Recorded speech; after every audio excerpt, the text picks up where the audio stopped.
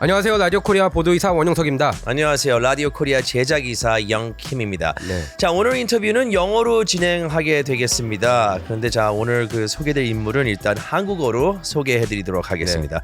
그만큼 중요한 인물이니까 그러는 거고요. 자, 오늘 게스트는 LA 한인타운을 포함한 주 하원 54지구의 한인 후보 존 이입니다. 네, John. Hi. John Y.I. right? Y.I. That's 네, John. John Y.I.입니다. 자, 민주당 소속인 존 이님은 한인타운에서 태어난 한인 2세고요. 미시간 대학에서 학사, 또 조지타운에서 석사를 완료 후 도시 및 교통환경 개선 비영리 단체인 LA Walks의 대표로 활동하고 있습니다. 자, 주 하원 54지구의 현직 의원은 역시 그 민주당 소속의 친한파인 미겔 산티아고 의원인데, 예, 근데 이제 I think we gotta transition. 미겔 산티아고인데 미겔 산티아고가 LA시 14지구 출마 선언을 하면서 거기가 이제 공석이 되기 때문에 존 이가 이제 그 자리를 노린다고 볼 수가 있겠습니다. Okay, 예. there's how that works. Yeah, okay, so now we're going to be talking with John Yi. He's the executive director of Los Angeles Walks and has a long background in nonprofit and community organizing work. Yeah. Hey John, a lot of your friends went to Washington D.C. How come you didn't join?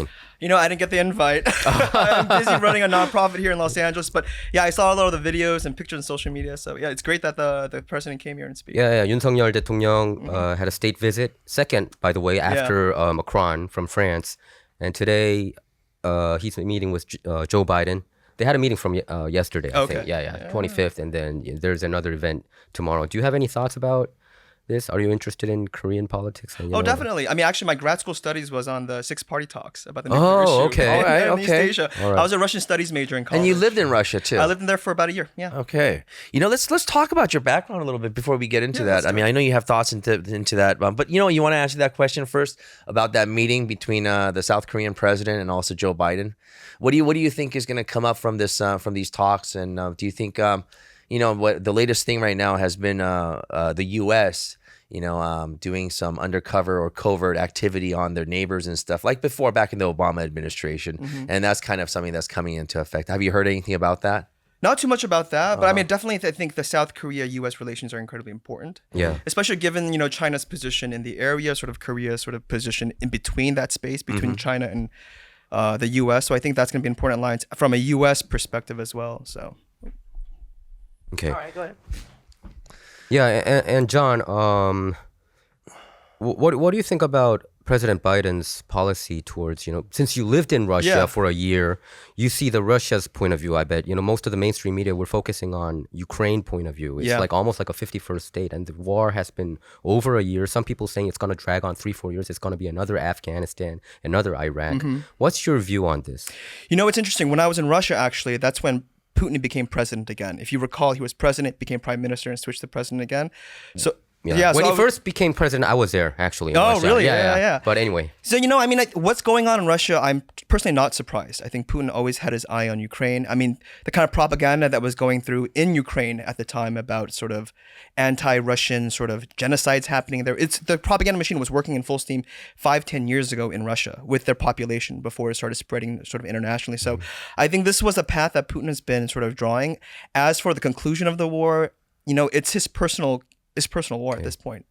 I mean, when you look at it, you've been to Russia, Yeah. and a lot of your studies happen to revolve around Russia and Russia's neighborhood, the relations in that area, and a lot of us we don't understand that relationship there. So, from the perspective of Russia, I mean, is Russia doing something that they surely believe is really important to the security of their nation, or is this something that they're just trying to grab territory and grab cash grabs or whatever it is? I think it's important to make a differentiation between who is actually calling the shots. In Russia, it is Putin. It is the oligarchs that he controls that I think are making the shots there. So I think there's a distinction on that. I don't think it's a national security issue, more so a regime survival issue when it comes to Russia. So it's like a regime for survival. But you don't see the NATO expanding their nations after the collapse of Soviet Union? You don't think that? When you look at the German-Russia relations, the Russians, they're deathly unhappy with German moving in anywhere close to their territories. Exactly. So, I think a nation has a right to choose what international organizations they want to join. And if that was Ukraine's choice, I think that they should be able to make that democratically. I don't think an invasion from a foreign country can be justified in any way. Okay. And I think it's important to remember, just because the Soviet Union collapsed doesn't mean the dynamics of that has gone away. If you kind of think about it, it's the continuation of the Soviet Union, this East versus West. Okay. Russia's keeping claim of its territory and sphere of influence. And I think it's just a continuation of that. I think Russia was the most beautiful country that I visited. Yeah. Personally, it was so beautiful. It's like taking a time machine because all the architecture is from the 17th, 18th century and all that. So, what was your impression? Did you get to not like? It was a communist country when you were there. How was it? I want to know, your impression about Russia because we have our views. Yeah. Das Vidanya. The people who actually live there. There's a lot of Koreans there, so I got to know the Koryosaran people when I was out there. The Koreans, but you see a lot of these like Asian-looking Russians, like Central Asians. Yeah, so if you go to Kazakhstan, it's so strange. Yeah, the wealthiest man in Kazakhstan is Jerman Kim, Korean guy. One of the biggest top rock stars is Victor Tsoi. Yeah, he's half Korean. Yeah. I heard about him. There's a huge really famous connection. What happened? There were tons of Koreans living in the Far East, and Stalin literally picked them up. People don't talk about this a lot. He literally picked them up in the hundreds of thousands, put them on trains, and shipped them to Central Asia because he feared that they would be Japanese spies, which is kind of weird. Okay, kind of like putting Japanese Americans into internment camps. Exactly. Exactly. So. Okay. Hey, do you see a lot of racism in Russia towards Asians, or is there like any kind of disparities there? Or definitely. I mean, it falls along economic lines too. Okay. I mean, for example, I mean, there's a lot of immigrants from the Caucasus, like Georgia, Armenia. There's a lot of immigrants from Central Asia, Kazakhstan, Uzbekistan, and so I mean, they tend to work the lower paying jobs, the more service industry. So that definitely stratification of that exists, and it's a post-colonial empire sort of legacy. What year was it when you lived there? I think that was from 2011.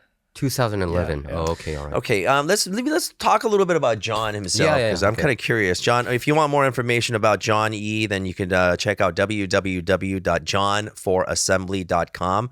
And John Yi, as we mentioned, is the executive director of Los Angeles Walks, and he has a lot of experience with a lot of nonprofit agencies. Now, let's go back to when you're young. You grew up in your 2.0 generation, which means you were born here, right? Correct. Okay, you grew up in Koreatown. Yes. You experienced a little bit of the LA riots, the Northridge Quake, and then you went off to the East Coast. But there we go. You're running as a Democrat, right? Yes. And then I was having a conversation with Paul Suh, who's now the PV councilman. city councilman, right? Yeah. And he's a Democrat too. And I asked him the same question. I was like, say, you come from a very conservative background. Your parents must have been conservative, immigrating over in the 70s. And you grew up the way I did, or the way most Koreans did, right? Immigrants, right? And most of us tend to have sort of like a very conservative, gung-ho attitude, right? Which is kind of fading now. But you chose the Democratic Party to run. And what's your choice? What is your choice? Why did you choose the Democratic Party? Why? What year was it? Let's be specific. What year did you register? Out of college. I registered as a Democrat out of college. And so you were tricked by college. No, I'll be honest with you. My father was a Democrat. My dad was a Moksanim. Your dad was really? He was a Moksanim. He voted for Clinton. And so he was one of those Clinton Democrats. And I will say this. It's easy to frame this debate between Democrats, Republicans, conservatives, and liberals. But I will say this. My experience growing up in a Korean church taught me democratic values. Okay. The idea of community, the idea of working together, the idea of pooling in money to help each other out, this collectivism. And I think that exists in so many democratic principles and oftentimes lacks in the conservative principles. But actually, you mentioned ke. Yeah. Ke, as in like, the ke tanda? My parents participated in that when they first came to LA. So I know of that myself. But John, do you know that there's a study, I'm just being fair. There's a study where Republicans, they actually donate more money to charities rather than compared to Democrats. Sure. So I think that kind of shows, I mean, just by policy-wise, you feel like, okay, since they tax the rich more and all that, they would be more generous. But there was actually a study where they compared Democrats to Republicans. And Republicans, it wasn't even close. They pay like 5 times more. Yeah, man, it wasn't even close. But no, let me ask you this. That's a really good point, though. But the question is that the way you measure someone's value is just by donating to a nonprofit, donating to a charity, right? There's so much more values than beyond just that. And, I'm a nonprofit myself. Yeah. And the people who give to nonprofits are usually wealthier people, because they're the ones with expendable income. So it makes complete sense the numbers are skewed that way, but that does not necessarily mean people could park it there for tax benefits. There's other motives. I was going to mention that. Some people it's about strictly for tax benefits. Exactly. And I see that every day in my nonprofit work. All right, okay. But you still got to deal with it though, right? Exactly. I mean, that's the system I operate in, right? And so I can't be an ideologue in my own world. So do you consider yourself a Clinton Democrat still? Or do you think do you did you go more to? Oh, you might think I'm older than I am. Progressive. To be honest, I don't really side. recall Clinton all that much. I recall from what my parents shared with him about him as his presidency, but I consider myself an Obama Democrat. I think that's when I truly came to awareness about who I was politically was under his term. So I also supported Barack Obama, Yeah, but I know you did. I ended up being very disappointed about him. Yeah. How about your impression? Do you think he was successful, or do you think he was a failure? I mean, it's easy to look back to 2020 and like think about in vision wise. It's easy to look back and think like how he did. And there were some areas where I think, for example, when it came to corporations and the bailouts, that definitely gave fire to the Tea Party movement and really upset a lot of left and progressives. And I think we're even seeing that today with all the bank bailouts. So, I mean, there are definitely areas I think have improved, but when it comes to social issues, I think he led on bravely. And so, it's always a mixed bag in the back. And so I don't see things in binaries, right or wrong, right? It. So it's always mixed. Okay.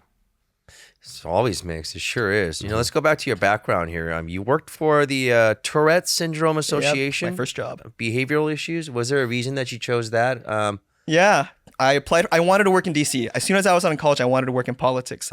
And I scoured the internet, and that was the first job that came up and hired me. What is Tourette syndrome? Tourette syndrome is like ADHD. Well, it deals with like things like a behavioral issues. It's a neurobiological disease, and what happens is you have uncontrollable tics. It could be verbal, it could be motor, it could be physical, and it varies in range. It could be something like just blinking the eye to full-on vocal tics. There's a lot of people that display these types of symptoms, I think, and we just kind of just pass it off. But this is an actual thing. Definitely. Is there like a cure for it, or what kind of treatments? So there's no cure for it, but what often happens is people do different kind of cocktail drugs because everyone's Tourette's looks different, and so people experiment with multiple medications. Some people can just live with it. So if it's just an eye tic, you can just live with it. Yeah. Some other people, when it's more serious, they have to take different kinds of drugs to sort of suppress it. So has just out of curiosity, because we had the king of you mean Robert On, right? Right. I was actually thinking about him, about the CBD thing. Because I'm wondering, with CBD, we had Robert On, the LA City I'm cannabis sure commissioner. it probably helps. I don't know the science. I don't know. I'm just like wondering because Why did you get interested in that field? Just out of curiosity. Yeah. They hired me. Oh, Let's be honest. It was my first job. I wanted to work in DC. Okay, that's a very good reason. And that's so you why they are hired me. honest. Yeah, okay. But I mean, You it are was not bought. It was with a nonprofit though, right? Okay. It wasn't So it's with helping the corporate. It was people, helping people. the So I wanted to go in that people who need direction. help. So it was Got an it. easy choice for me to make. Okay, so your parents your father was a Democrat and stuff. You have a few election pledges that was on there. Let's talk about it because you know you are going to run for this, and you want to get your message out, right? So tell us something. Lower rent. Yeah, that's one of them. More affordable housing. I think that's how it was said, right? Was it just more housing? Period. But here's what I'll say: if you go to Koreatown and you ask, "Is housing happening in LA?" Anyone in Koreatown would say yes because you see development happening. Yeah, we do. Isn't that too many housing? And here's what I'm saying: that burden should be shared across the board. On the west side, there should be more housing. In other cities, there should be more housing. And there are cities right now, like Huntington Beach, that is actively fighting against state law that requires them to build more housing. And so I'm all for more housing, but the burden should be shared. It shouldn't just happen in communities of color, in immigrant communities, in our communities. Do you know about CEQA? CEQA, yeah. I heard that CEQA is a huge problem of developing all, these What's a CEQA? affordable So CEQA housing. is pretty much an environmental sort of study that a lot of NIMBYs use California Environmental Exactly. Quality, what is it?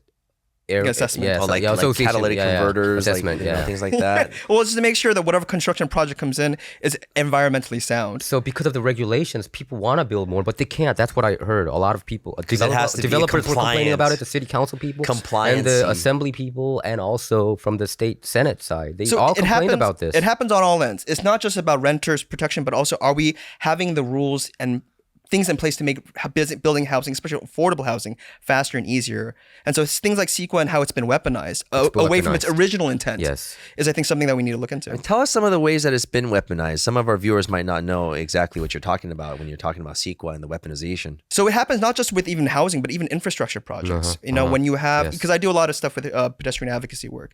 So a lot of these projects, they have to go through some kind of environmental review by state law. And what often happens is you have especially well-moneyed interest groups who are able to hire lawyers and pursue a CEQA and sue the city saying it's violated CEQA. And so I think that slows down projects, not only slows down projects, but it makes developers and projects sort of scared to even begin. So again, it's a hurdle that I think is often used. So, when you just mentioned that hurdle, it kind of sounds like some of the laws that were being exploited in the restaurant industry, for example, when it comes to having sections for handicapped people or people with disabilities, right? So in an effort to make every establishment inclusive and available for people of all different creeds and all different, disabilities or whatnot, right? It seems that there were laws that were placed to make everything handicap accessible. But for example, I'm just giving you an example that one of my restaurants, or not one of them, but my restaurant was sued because of one of these things. And it actually happened to be not someone who was really handicapped, but one of those lawyers that just go and shake things down and then try to get money, So it happened to be one of these, I think, well-intended proposals and well-intended laws which end up getting abused. Is this kind of similar to what we're talking about when we're talking about CEQA? I think it applies. So there's two things I would say. There is the letter of the law of how it's actually applied and processed, the policy, everything you write down in the law, and there's a spirit of the law. And I think if there's a dissonance between the two, you get situations like that. So I think that's important. As a state legislator, I think it is important to understand both those dynamics. When you make this kind of laws. Yeah, I really wish a lot of the legislators, when they're coming up with the laws and stuff, they should really think about all different ends and I guess prevent laws from being abused for personal gain. And there's been instances where they pass a law, it is applied and for a year and they realize, oh, wait, this is not what we intended, we need to fix it. So we need legislators who have that flexibility. Okay. Well, I mean, I'm not saying that it's always like that, but sure, exactly. There's always but we're human. When we write laws, we are, as humans, are writing it's the lawyers, man.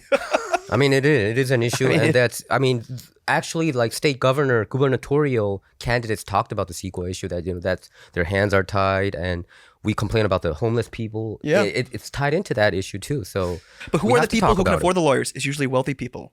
So how are we? Who is the game serving? Oftentimes, are people who are deep-pocketed. Yes, it's true. It is true. So I don't see my community bustling together to buy a lawyer. You just gotta have them a lot of money. That's it. John. In your case, you lived in the West Coast, East Coast, and Middle America, and in Middle America, and right? Russia, and Korea, for like a summer. Yeah, for a summer. How was your Korean experience? I was amazing. I worked for the Kukyeon. You did? Yeah, I was there for. Can you mention it? He's no longer there. I forgot his name. So 더불어민주당, right? I would think so. But yeah, I was interning. It was an amazing experience just seeing how the government politics works. So it was 더불어민주당. Honestly, I don't know. It was so long ago. The Democratic Party, I would say. It's different from... And the dynamic, it was interesting. When I first worked there... I was just guessing, I mean, obviously. The chief of staff sat me down. He says, American politics are here.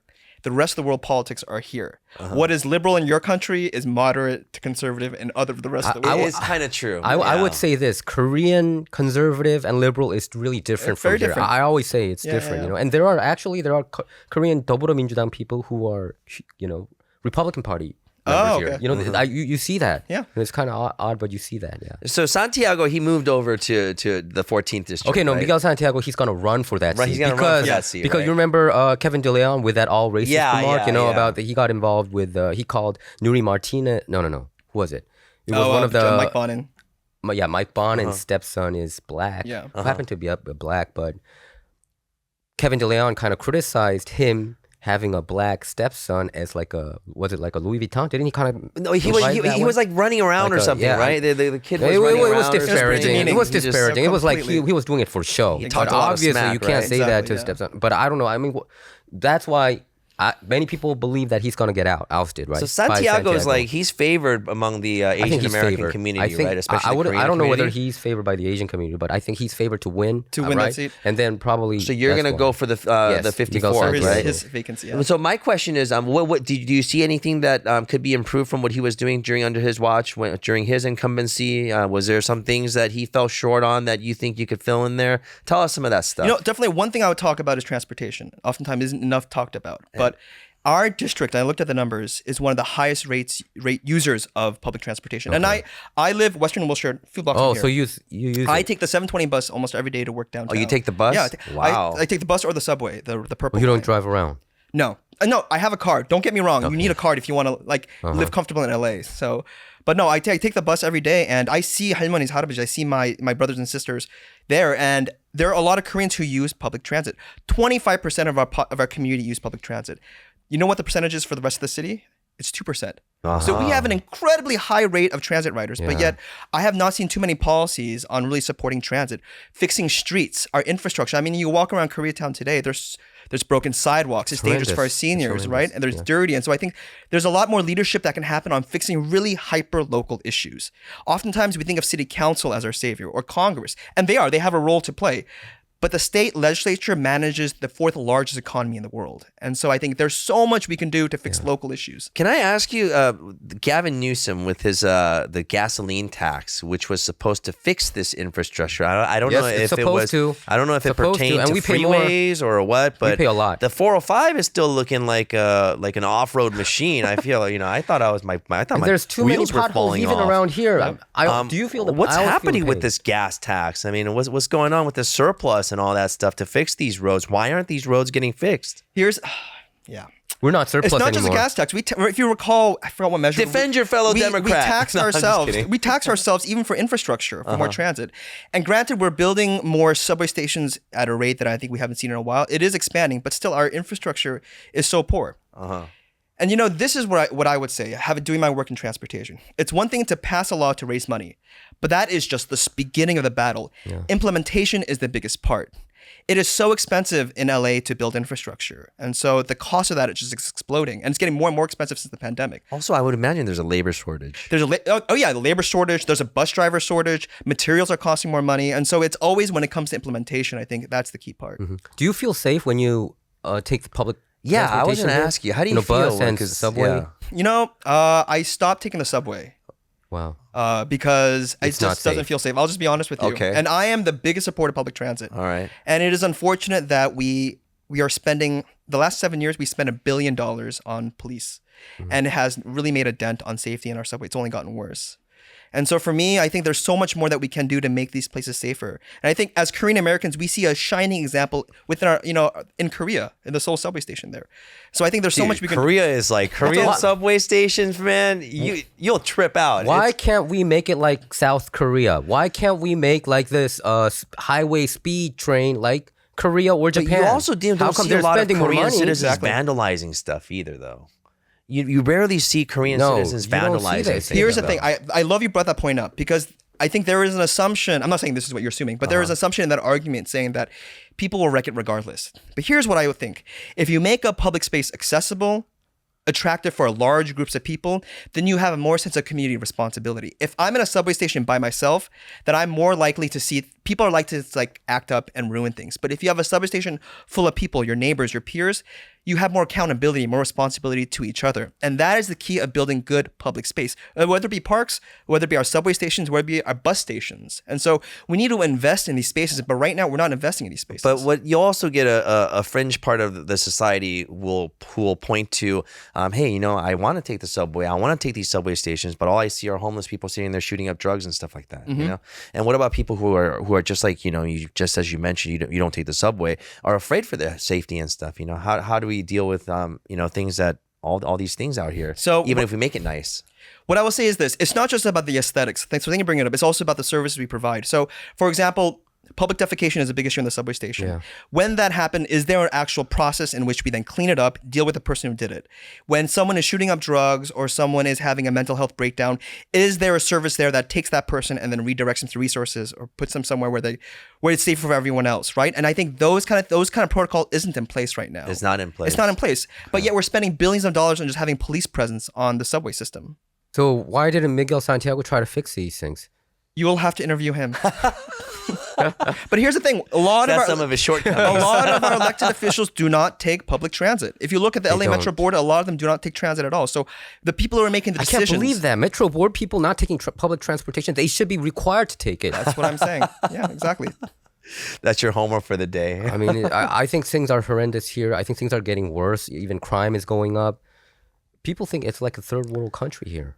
You don't get that I feel like it's gotten better in K-Town, at least from my perspective. But I also remember you're like saying LA in the 80s, dude. 80s and 90s LA, man, that was, dude, it was, you can walk around after dark. Hey, but you're saying that public defecation is not just happening on subways. It's happening in the back Starbucks of my restaurant between too. Wilshire and Vermont? Yeah, There's yeah. a Starbucks. I saw a lady who's in her 30s just do public defecating, and I feel like had to go. You can't see that in Korea. You don't see those kind of scenes, but here you see it because you see all the worst things that you can find. You can see from a human being here in LA. And this is supposedly the second largest city and the second wealthiest city. But what's going on? I mean, it's a confluence of issues. I mean, the mental health crisis. We have a drug issue going on, and so it's complex. And so I think definitely to say that this is all sort of that the crime is driving all of this, I think is a big generalization to make, to be honest. I think it's a confluence of other factors as well. How would you fix it when others failed? Others have been failing this, especially, 54th district, right? Yeah. This area has been a failure for such a long time. Why would it be different if you go in? How can you change it? Here's my perspective on this. And I come from the nonprofit world. And if you see my campaign, I make that a big issue for me, is being from the nonprofit world, because I feel like that is the space in which the government, sort of the county, is able to then interact with the community. And it's often through nonprofits, KYCC, KFM here locally in K-Town. And so for me as an elected official, I'll be investing in community groups like that who know the community, who speak the community's language, who knows the community leaders. And I think that is how you can have change, not through just these government top programs, but by investing in local community groups. So that would be my approach when it comes to fixing local issues, is by trusting the local community and investing in them and giving them resources. Okay. Do you consider yourself more of a progressive Democrat or more of a moderate Democrat? Like for instance, Nithya Raman and Hugo Soto and Hernandez. Do you see yourself lining with them, or do you consider yourself more of who's a moderate? Like, would Karen Bass be a little bit more of a moderate? Oh, you can't ask me that question on live. Oh, no, Karen Bass. Karen Bass became a moderate, I think.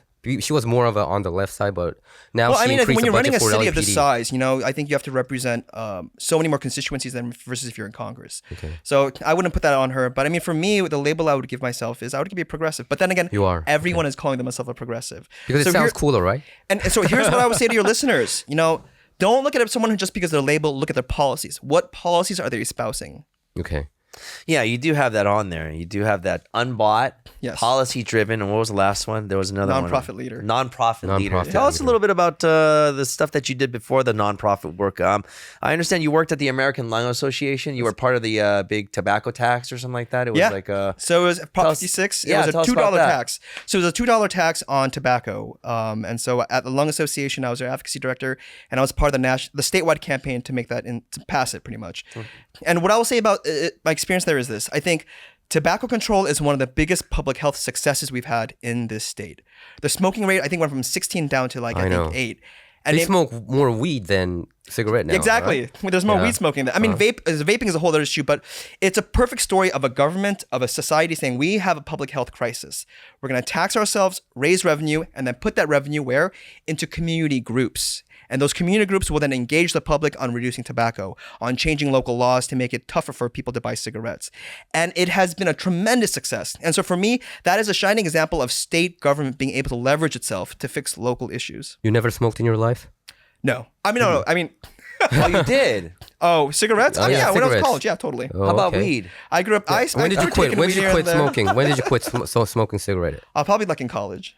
Oh, okay. But I think back then, it was everyone had to smoke. I used to smoke back in the day. You were wangda if you didn't smoke. No, I mean I had to smoke because in the military, if you don't smoke, you get beat up. We have a saying that, 만가치 피우면 제대한다고. If you smoke 10,000 lits, you're gonna get discharged or get cancer and die. But I will say this about smokers: we shouldn't vilify them either. It's an addiction. There's a lot of smokers here at Radio Korea. I'm just telling you. But you know what? When I look at the Korean community right now in Korea, when I first went to Korea in 1997, every male Korean smoked. It was like a law. Everybody, pretty much unwritten law. If you didn't smoke, it was like. You don't smoke? Then you're not macho enough. No, it was like that, right? Got it. But nowadays you see a lot of people who don't smoke. So even in Korea, so in K-Town too, I see a lot less I smell a lot less. I smell more marijuana smoke than I do cigarette smoke. But again, why is that? Is because we actually because of you. We funded programs. KYCC, for example, got funding for the tobacco tax to do these kind of educational programs. Mm-hmm. The Lung Association got tobacco tax money, and so it's these government programs that led to that. Exactly. Okay. I'm wondering if marijuana smoke is just as bad for you, secondhand. Well, what do you think? Since you're a specialist there, I'm not. American Lung Association. Is it bad for the lung? No, definitely. I mean, any even kind of smoke, marijuana, any kind of a combustion that you do is not good for your lungs. Okay. Even the car tires, especially in the summertime when it gets hot outside, the car tire rubber sort of runs on the asphalt. That is also bad for your lungs. You're breathing that kind of carcinogen in, and so any kind of smoke isn't good. How about cooking beef? So I mean. I don't know. Like, Some kind Well, of now they're saying the gas stoves too are not good for your lungs. I would imagine because they say sausages are like class A carcinogens or something. I think now. So if you're cooking sausages, then you're smoking processed meats. Yeah, You know what I mean? So if you're cooking Spam, you might be doing something that's bad for your lungs. I think some marijuana smoking viewers will be very disappointed hearing that, what you just said, because many people, they rationalize, you know that, right? This is much This is less. good for you. Yeah, this well, is you much just less asked me about the secondhand harmful than smoke, which is cigarette. any carcinogen. But no, but Secondhand smoke is the worst. to John's credit, he did say any kind of combustion. Yeah, it's not good for Combustion, you. any combustion. All right, on top of that, we're going to be back with more on Culture Shock with John E.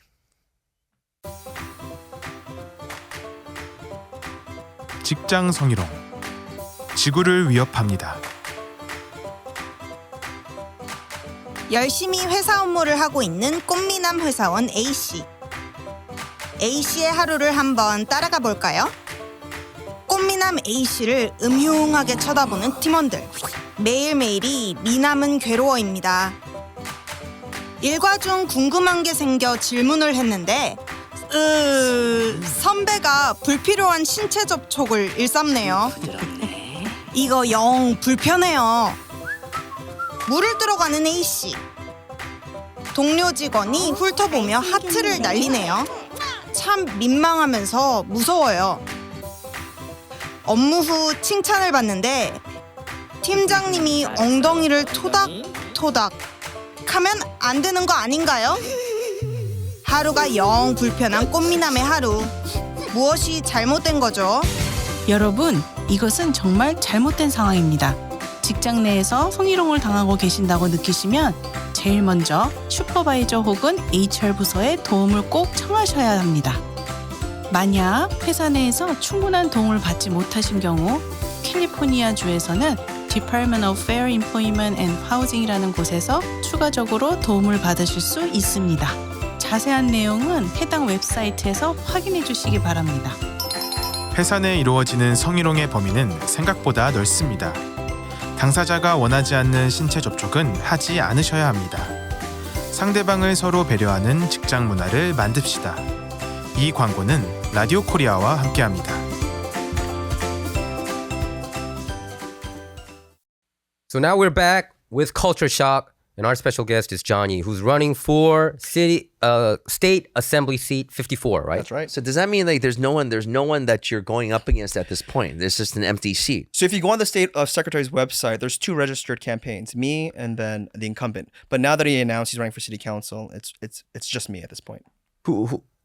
Who's your opponent? But you must have some. You. Why don't you run? You're the only one? Oh, there's no one yet. Oh, I'm okay. sure people will jump You in. know, I know. So we go way back. He used to be my guest on my previous YouTube show, and John told me that he is interested in running for California State Assembly 54. But that was like already 5-6 years ago almost. that was a while and I ago. thought that he would challenge Miguel Santiago, but you didn't, right? So I thought that. And then What I was didn't the hear reason from you you for a didn't while. challenge and you waited until Well, if you actually think about it, I did register before Miguel announced. So Okay. technically, I was challenging Oh, him. okay. but- what made you decide 4 or 5 years later and then say, hey, this is the time. This is where I need to make a difference. What was the decision? You know, they say in politics it's all about timing, right? Finding the right time. Yeah. And when I saw that the KDLC was opening up, I felt like there were going to be people who wanted to run for that seat. Yeah. And I think the incumbent was one of them. And so I wanted to give myself, as someone who doesn't have like connections with like political action committees or institutional established democratic politics, I wanted to give myself sort of an edge. And so that means coming in early to fundraise early, get my name out there. And so that's why I kind of threw my hat in pretty early. Do you think Gavin Newsom is a good politician? He's a good politician. Is he He's a doing good well? politician. Yeah, I mean, yeah, he's a good politician, but do you think he's doing what needs to be Are his done policies for working? the Californians? Is he good? Is he adhering to good policies I think for he's- Californians, or is he just looking at like a presidential run? Because I feel like he's not effective, and I think, did you hear that study where 800,000 Californians left within the past they're year? leaving by the droves And, right yeah. now. And You I see know- a lot of my friends leaving here too. Oh, I mean, I see a lot of people going to Arizona, going places like too, Texas. too pricey here. Everything is pricey. So, I mean, I will say this. I think to place everything on the burden of one office for all the factors that are going, whether it be the pandemic, our housing crisis, sure, I think he's in a difficult position. Whether his policies have helped or not, I think it's still to be determined. But, I think that we can do as more as a state, to be honest. Even in the pandemic situation, don't you think he was kind of harsh with the full-on lockdown? People wanted to do. By the way, his business, but they winery was couldn't. open. It was open from reports that I've seen. and I think those disappointed people. His That's why- vineyard was open. You're right. So that's why he was almost making money. Got recalled. During the pandemic, I think His we could friends have are done, bad, we could have according done to a lot reports. more when it came to like our essential workers, people working in these spaces. So even locally, I thought we could have done more. So How about perhaps. nationally, Joe Biden? Is he? Are you happy with what he's doing now, or are you disappointed? Wait, do you think he could? Do you think he can run for another 4 years? I mean, do you think he's got another like 4 or 5 years in him? I'm just kind of He curious. decided to announce? You know, I They're hope actually so. calling for cognitive election. tests right now. You know, I think he should be. I think I he's mean- great. To me, Well, wait, let me ask- I think he's shaking air. You know, he can't form a Shaking sentence. He can't form a sentence. Oh, but let me push back on this. There has been far less incoherencies coming out of Hidvas. Say what you want about cognitive, but when it comes to policies and actual outputs, it's been far more coherent than under Trump. Come on. About Trump was coherency far about more what? erratic. Trump was far more indecisive. His policies sometimes had no rhyme and reason, and his approach was sort of shoot by the hip. And so, I can say you can say what you want about the cognitive, but when it comes to actually representing democratic values, pushing for things, and pushing against the Republicans, I think definitely. I think he's been able to show it's consistency. incoherent. I'll give you one example. For instance, Joe Biden, when he came to office, he got rid of the Keystone Pipeline, and also he pretty much shut down a lot of fracking. Then why are you relying on OPEC? He's talking about climate change. He's pretending that Saudi Arabia, gas coming out of Saudi Arabia, OPEC, that's not going to cause climate change. How come you make Americans rely upon a foreign nation? Trump, I give credit that he made America energy independent for the first time in 72 years. Our lives was much easier. Do you think objectively speaking, do you think your life was easier under Trump admin or under Biden admin? Well, I mean, but I think it was I'm just different saying, times though, because we were going through an economic downturn. We went through the COVID. Yeah, That's what happened. Well, after that, before also there was COVID, the things were interest okay. rates that are going up. So yeah, honestly, under the Trump administration, I think I was more affluent. I think I had more money. I think everyone else had more money. No, what I'm saying is that's what it because felt like. that raises gas price, and if you raise gas price, that equals inflation. Yeah. So I think it's all math and science. But I think Joe Biden, I don't understand how come the president of the United States don't see this coming. Well, at the same time, he did have the Infrastructure Investment Act where he invested heavily in alternative energy, right? In more. But it doesn't come to fruition. That's what I'm saying. The yeah. wind power, solar, you see a lot of solar companies going bankrupt, like Solyndra. But solar power is now the cheapest energy source, more than anything else. let me ask you a that question. comes from. But it doesn't national create a investment. lot of jobs, and it's not sufficient enough for us to replace it completely. Yeah. Still, we rely upon it, right? I have a hybrid car. I bought a hybrid car because Joe Biden's was coming in. I knew that the gas price would go up. I knew that it was going to happen. But still, I used to fill it up with $20, and it went all the way up to 60 plus. It's ridiculous. But you get like how many miles with that $60? I mean, it You're shows like 52.3 miles, per gallon. Yeah. Yes. So but it's efficient, but I don't want to pay. I like how it used to be. Yeah. I would rather pay $20.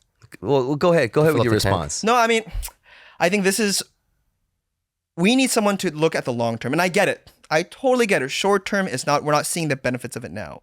But when I want to have a leader who's creating policies, who's determining billions, trillions of dollars of budget, you want someone to have a long-term perspective often. And I think by always thinking short-term, we're going to just do whatever feels good at the moment. And I get it. It hurts, but I think we need to move to our more diverse when it comes to energy resources. We need to have more lower emission vehicles, more public transit, and the Infrastructure Investment Act invested in those very things. And so, yes, I think we got to look at those things, and it's not going to make sense right now, but in the long term, that is sort of what we're leaving for our children, for our children's children. So, John, I think you would be the expert in this because of your time with LA Walk. Yeah. You've seen the infrastructure, you've seen like the transportation, you understand how it is for a person to walk in LA or ride a bicycle in LA or whatnot, and you also know that using electric vehicles is something that the government right now is always pushing, and it's something better for the future. But you know how they're all trying to get everyone to get electric vehicles. Does our power grid actually support this, or this is something that a lot of Republicans will ask, as a part of an argument? It's funny. On one hand, electric vehicle is great, right? Less pollution, but what you brought 100%, that energy still has to come from somewhere. Mm-hmm. So here's what I will say about electric vehicles is it is not going to save us from traffic. It's not going to save us from the environment. when you make a vehicle, it's not just what comes out of the tailpipe, but it's the materials that go into building it, Yeah, the plastics, that also. the metals. That all produces pollution too. So for me, we have to look beyond electric vehicles. Those will not be our saviors. It will be public transit. It will be buses, trains, more walkable communities that are more denser. That is how we have less pollution, and that's how we have better transportation. And you hear about all these windmills killing a lot of eagles. And so a lot of environmentalists are Really? talking, it's happening, you know. Yeah. I mean, Oh, it's those big- mentioned. Exactly. I mean, the mainstream media doesn't cover it, but there's another side of the Yeah. story. And like you said, EV, some people argue that causes more harm, the batteries, and so it's like either. No matter where you go, you're gonna Why are contaminate eagles flying through those big fans? It happens. That's an issue. Stop flying through those things, guys. So I mean, I'm very sensitive too I care about air quality a lot. Oh, totally, I especially do. in LA. I really do. But not to the expense of my livelihood. And I think it's becoming too expensive that people are No, kind of but the leaving air place. is your livelihood. I know. What if but- you can't breathe? What if no, your kid has but asthma? what I'm What saying if is, you have- know You've what? been to Korea, right? You know what? I have been to Korea. You know what? Well, what'd you think about the air there? LA air is actually really good in my opinion. I'm like, Compared to wow. Korea? Yeah. Compared to Korea, it is. Yeah, because of Korea, they have other issue like Yeah. misemonji. Some of it comes from China the too, and dust is some of coming it comes from China. the nation. But what I'm saying is, I think, of course, the air would be much cleaner if people don't drive around, right? And actually, that happened when COVID hit, the lockdown happened, and I heard that the air quality actually did get better. But was what I'm nice. saying is, we have to still drive around, and it's not like just gases are used for automobiles. It's used to make paper, plastic, all sorts of stuff. So it's gonna drive up the price. That's what I'm saying. You bring up a good point, though, which is oftentimes when people run for office, they choose one side or the other. Exactly. Cars or for no cars. I hate cars. And I think that is a false choice a lot of our leaders have given to the public, to choose a side. I think we need a leader who's able to show that we can transition from one to the other. For example, where I live in K-Town, I have so many neighbors who have to have a car to live because their businesses are cars, Yeah. right? And 100%, who am I to say, get rid of your car, get an electric vehicle when they can't afford it or it's too expensive? So I think we need a leader who is able to show a clear vision. Again, going back to long term, show a vision of what this transition looks like and have all of us move together. But right now, it's so easy for electeds to make political points by saying, those are the bicyclists over there. They want to take away your parking spots. Or those are the polluters who want to drive Humvees and want to get rid of your bike lane. And that kind of like dichotomy, I think, is so easy to play into. But I want to be a leader who's able to show that we can all transition into a more multimodal city. Yeah, so what we want is just elected officials to be sensitive about the totally. transition, not just ram it down our throat. That's I that's totally what we agree, yeah. want. Of Yeah, course, yeah. everybody wants a cleaner air and all that. And anyway, you specialize also in nuclear issues, right? The Sixth Party. Yeah, the six part. Well, that's an old issue. Six part talks are like no They more. don't do that anymore. They haven't I been know, together that, forever. yeah, but you Yeah. talked about it. Yeah, that was my fourth. What year was that? I remember. It was six-party talks, and Six-party North talks Korea was- bounced it's been a out, and they while, never yeah. came back. It went back and forth. They came together, broke apart. So you know, Yeah. in South Korea, they are seriously considering building their own nukes rather than being in an umbrella under America. Oh, What do you okay. think about that? What do you think about Korea having their own nukes? Right now, I think tomorrow, President Biden and President Yoon will talk about this issue, and what Biden's going to say is we're going to I think protect. Korea would lose we're a gonna lot protect South economically. Korea if North Korea if they happen to attack South Korea with nuclear weapons, they would immediately retaliate. Yeah. But do you think it will be better for South Korea to have their own nukes since North Korea has one? You're not one a lot, non-proliferation, right? right? Well, here's the thing. Yeah, I'm all for non-proliferation. Yeah. I think less nukes, the better. Me too. And here's the thing with North Korea: they don't even have to have nukes. If they wanted to shell Seoul, they could do it with just the artillery that agree. they have I now. agree. And so I I think nukes is often used as in that situation as sort of a red herring. I think it's more about North Korea's aggression. But in this case, yeah, I would not be for proliferation of more nukes. Okay, yeah, I I think that would also cause sort of an economic change in South Korea when dealing with U.S. for example. I'm pretty sure the U.S. doesn't want South Korea to get their own nukes, so there would be some economic compromise or distancing punishments or even like would China want a South Korea with nukes on top of having U.S. soldiers stationed in South Korea? So what I don't understand who's is, going to control the nukes if South Korea gets the nukes? yeah, what I didn't understand was China seemed to be okay with it. Oh, with North really? Korea having the nukes, there was no. North Korea. With North Oh, Korea yeah, having yeah, the yeah, nukes, definitely. there was no pushback. But if I was China, I wouldn't have liked it. But Could China stop them? here's what I think about China and North Korea is I don't think China can really control North Korea. That's what I think too. Yeah. North Korea has China. It's the biggest irony is North Korea has China held hostage in a way. No, North Korea, the leadership, when you actually look at what they do, is pretty genius. They don't listen to anyone. Yeah. They do exactly what they want to do, and they get everything for free. And they could extract everything And I from think- China and the West. Yeah. You're right. The Western point of view is we felt like North Korea was completely controlled by China, and that's what previous presidents have been saying. But actually, I think North Korea is kind of pretty independent from That them. was my grad school studies was Russia's leverage. So my grad school study, I was a Russian studies major, and my grad studies does Russia have leverage in picking China versus North Korea and sort of having a splinter between the two groups. And I think North Korea has shown in the past it's able to leverage relationship with all these different actors to extract things from different people. So what do you support like Joe Biden's policy towards North Korea? Because I think things has been turned more hostile since Trump. At least Yeah, let Trump me ask met you. You with know how Kim Jong-un, Trump right? met with Kim Jong Un and stuff? Come on, but what did that lead You don't give that- to? I know. Okay, Any wait, all right. What He did that got lead a big to? photo op opportunity that then the regime So could I use in think there. I think a photo op is better than not having a photo Okay, op. so I'm saying he started he opened that route though, Joe Biden can actually meet with Kim Jong Un, but I've noticed that the Democratic Party's stance usually is, hey, we're not gonna meet with you unless you give up your nukes and you have a solid plan to do it. That's it. Yeah. They kind of treat them as like a terrorist group still, and we're not gonna talk to you unless you do that. So what do you think is like a possible way that they can kind of neutralize this kind of a stalemate? When it comes to this, I feel like I haven't done foreign policy in a while, but I will say this: I think North Korea and South Korea, for me, to resolve that, it has to be led by South Korea. It should be led by South. It should be led by South Korea, and I think we're learning as well from the six-party talks. It was very U.S. dominated those conversations. Yeah. But I feel like more and more, if we can give South Korea the realm and also the freedom to really dictate the conversation, I think it'd be better. But I think North Korea wants to deal with America rather than South Korea. I think that's a problem. They think that South Korea is kind of pretty much held hostage by America. Yeah. That's true. I think America has the ultimate They say. straight out said, Namhanin, just That's what- get out. yeah. I want to talk to America. Yeah, so I think that's they said stuff like that I think that's before. the issue. So I think America and Korea, they go hand in hand regarding Yeah. the North Korea issue.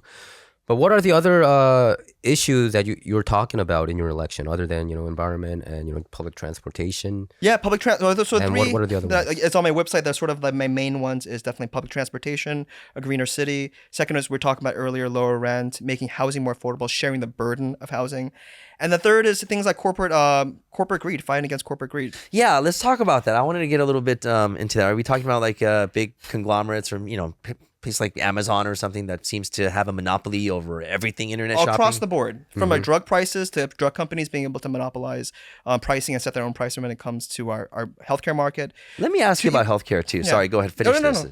No, I mean, Oh, what do you, even like private equity firms, these large companies that come in, there are pirates taking these companies, selling out the assets, making a profit, and then driving them to bankruptcy. when I was in Korea, I lived in Korea for about 20 years. Healthcare was so affordable and it was so easy. I could just walk out and just, not even without an appointment. If I have a wart on my finger, I could get it removed that day. Yeah. No problem, nothing. Over here, you have to make this, appointment with this, meet your, physician, and then get a reference from her, this and that. When you come out, you walk out with a bill that's like 3 times as much as what you'll ever pay in Korea for anything, right? And then people have this burden to sign up for a new healthcare plan every year. I mean, no idea what it is. It's a thick book you get. What about your is this? policies. Why are we digressing so much? We're like the number 1 nation in the world. Healthcare shouldn't be this difficult. It's very bad. 3 yeah. words: single payer healthcare. We That's need what, a single that's what payer many healthcare people system. have been saying. But do you think that's okay? That is a dream scenario. You know that. I think Obamacare tried to make that a realization, single payer system. But I don't think it's gonna happen. I don't This think it's again, gonna this is happen. where we need leadership. I'm sorry, I keep going back to this, but a long-term view. If we truly want to get a single-payer healthcare system, can we do it in a year? Perhaps not. We have to think about funding. But is there a way we can build this mechanism through a course of 5-10 years to eventually change our economics, change the funding schemes at the state level to get to that point? And again, I don't think we have a lot. It's always a binary. It's we either have it or we don't. But the question is then, how do we transition ourselves to a single health? So, okay, I think so. Obamacare comes to mind, and many people oppose it because of Obamacare. I know some people because of the deductibles and premiums shooting up. People don't even check regular checkups because they don't want to pay out of their own pocket. Do you know that? Yeah. And doctors spending so much time filling up the paperwork because of Obamacare. So they would say it's going to be much worse if single payer happen. I mean, I support it too, but I think Obamacare was a failure, especially for the middle class. A lot of people gotten hit. If your income is on the extreme poor, then you take a lot of benefit out of Obamacare, but not the middle class. I'm telling you. Yeah. So there's some failures there. I mean, it's about how you craft the policy. But look, the California, we're one of the largest economies in the world. We can leverage our population to get lower drug prices. We should be leveraging the size of our state to get better healthcare for everyone. But this market system where it's sort of bifurcated and everyone has their own private option, I think that is not working for people right now. Mm-hmm. And you said you want to kind of go after some big corporations, right? But the California companies have been leaving. And if you look at Google, Twitter, all these big tech companies, they laid off a lot of people. You know that. It's happening all the time. So if you go a little bit more anti-business, then aren't they going to leave in droves? I wouldn't say anti-business. I wouldn't say anti-business, but you said you're going to go after these big corporations, protecting workers provides better quality of care, provides better quality of service. And I think this dichotomy that when we had pro-business or pro-labor, and why can't pro-labor be a pro-business policy? And I don't think those are two separate. It's not a binary. I think we can find a middle space in that. So when it comes to small businesses, I'm a small business owner myself, and I've been in this industry for about the last 4 years through COVID, and there was a lot of support for small businesses, but there was also a lot of hardships as well. When you're operating a small business, the amount of taxes and the minimum wage going up and all that stuff, it really, if you're making if you're revenuing anywhere less than $40,000 a month, then you're not making it. I guarantee it. There's so many bills out there that you're not going to be having anything to really survive on, especially the rent and all that. What are some things that do you think could be done for small business owners that are out there that are dealing with these rising minimum wage costs as well as food costs and all that stuff? Rent as well, because rent, I'm basically pointing it more towards rent and also the minimum wage. Yeah, I mean, I think what's impacting small businesses isn't just like business policies, but even housing policies that deal with property, the value of property, and where those commercial corridors are, with infrastructure and whether that's actually suitable and providing more businesses to these places. And so I think it's a dynamic number of issues. I think from my leadership position, one of the things I would do, especially for Korean businesses, is making sure there's a tighter connection between resources at the state level and our Korean businesses, right? Is there in-language resources that makes that connection easier? Are the services then actually more available, especially if you're like a minority business owner, there's special benefits for those? Are you pro high-speed railroad, or do you think we should give it up at this point? I'm pro high-speed railroad. You are? Oh, yes. We spend a lot of money there, and nothing's happening. But again, it goes back to implementation, right? We've been talking about the implementation issue for years now. I totally get it, but the fact that we have a state of this size and we cannot go from LA to San Francisco on a train, I think is embarrassing. Oh, you can't go from LA to Frisco on a train? But you have to first take a bus to Bakersfield. Do we need to when you have a plane? When we have a plane, do we need to? And I don't think we're as effective as like Korea or Japan. We can move people faster, it could be cheaper, and it's better for our environment. And where's all that money going to? So as a state legislator, if I were to be elected, I'd be looking into what are the inefficiencies. Here's what I'm saying. You can't throw the baby out with the bathwater. This is the future. Multimodal transportation is the future. And so for me, if I were to be elected, I would look into where the money is being spent and how can we make it more effective, but I would not jettison the idea. Can you please audit? Can you please lead the audit? I really want to know where all that making sure the money is going. Totally. Somebody took it because they need more money now. Exactly. They keep on asking more money, but we don't see anything. And they're starting from Central California, not even Southern or Northern California. I don't understand that either. Yeah. All right, we got about 5 minutes left on Culture Shock right now. But John, I have a couple questions for you. I think we should gear it back. You're of a Korean American descent, obviously, and this is Korean American issues are obviously going to be at the forefront. When you do win the 54th district, right? Tell us what are some of the issues for the Korean American community that you'll be paying close attention to. So one of the policies I'll definitely push for is better connections between government services and our community. So investing in our local nonprofits that service our community in language and making sure these resources are available to us. So that's been one of my bigger issues. The second issue is, I look around at my own peers. A lot of our parents are getting older. There's going to be a graying generation of older senior Koreans. A lot of them don't speak English. They're going to need housing. They're going to need services, dignified living conditions. And so what state policies are we providing to make sure we prepare for that graying community? And sort of another thing that I would look at is I always look at what's around me. And my peers, they're having kids now, right? And so are we providing childcare that's affordable where both parents can work if they want to, but also be able to raise a kid affordably, especially in Koreatown? What are the major endorsements that you got so far? And I want to know what politicians you looked up to. Yeah, so I've gotten an endorsement from Tammy Kim, Vice Mayor of the city of Irvine. Irvine. Yeah. Yeah. She's in Washington, D.C., by the way. Yeah, I know. They're all in Washington, D.C. Yeah. I've also They left you, you're like, what? Yeah, I know. I've also gotten support from a lot of nonprofit leaders. So ACT LA, a major active transportation nonprofit, their ED endorsed me. I've gotten endorsements from a lot of Bike LA, so like the Bicycle Coalition of Los Angeles. And so I'm still working on a few more endorsements. Okay. And the thing is, right now, since no one is my opponent, people are sort of holding back on endorsements right now. But definitely, I'll be pursuing them. All right, okay. Politicians that you looked up to. Who are the politicians that oh man, I really want to be Barack that Obama. kind of person. But Obama would be one of them, right? That's an interesting statement. I never really have How about politicians Bernie? who are. No, I mean Bernie. I like definitely. I mean, but as far as I look up to AOC. No, definitely AOC. I look up to, but when you say I look up Man, to, it's not AOC, like I I'm actually so disappointed by her. She is now like a complete establishment figure to me. Yeah. Well, I will say this: AOC. Oftentimes once you're sitting in government in those positions, you end up understanding the internal system. She's pro-war. I can't believe You got to get paid. Big pharma, You got to get paid. Are you accepting PAC monies? No corporate. I'm sorry. No corporate PACs. No corporate PACs and no oil and gas money. Oh, you want to be a clean candidate. I mean, I'm bought. I put on my website. I better live my values.